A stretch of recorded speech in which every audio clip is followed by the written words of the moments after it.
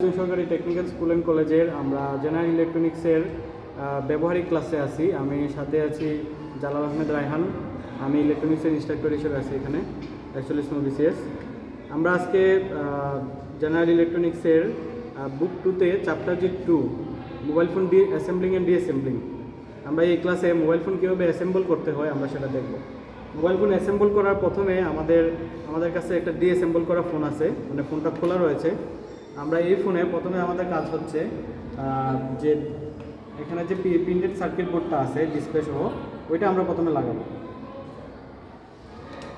এটা আমরা সংযুক্ত করব। সংযুক্ত করার পর আমাদের কাজ হচ্ছে যে ব্যাক কভারের যে এটার সাথে যে জাংশনটা আছে সেটা আমরা কানেক্ট করব।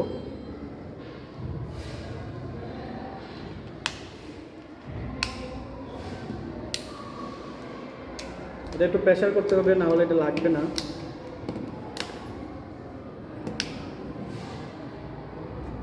পরবর্তী স্টেপে আমরা ব্যাটারি সংযুক্ত করার আগে আমাদের অবশ্যই স্ক্রু সংযুক্ত করতে হবে। পরবর্তী স্টেপে আমরা স্ক্রুগুলো সংযুক্ত করব।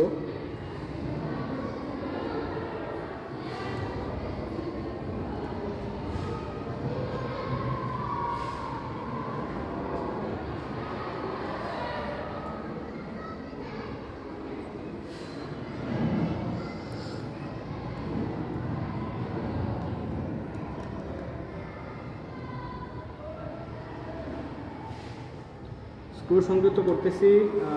সবগুলো স্ক্রু সংযুক্ত হয়ে যাওয়ার পর আমরা ফোনের ব্যাটারিটা লাগাবো।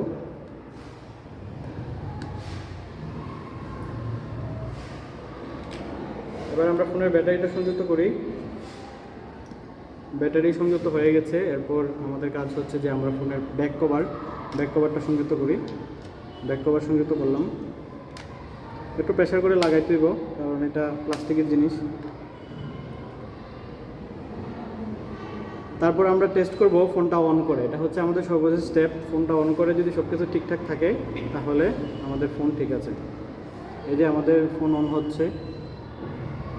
এটা হচ্ছে স্যামসাং B313 মডেলের ফিচার ফোন। আমরা ফিচার ফোনের অ্যাসেম্বলিং আজকে শিখলাম।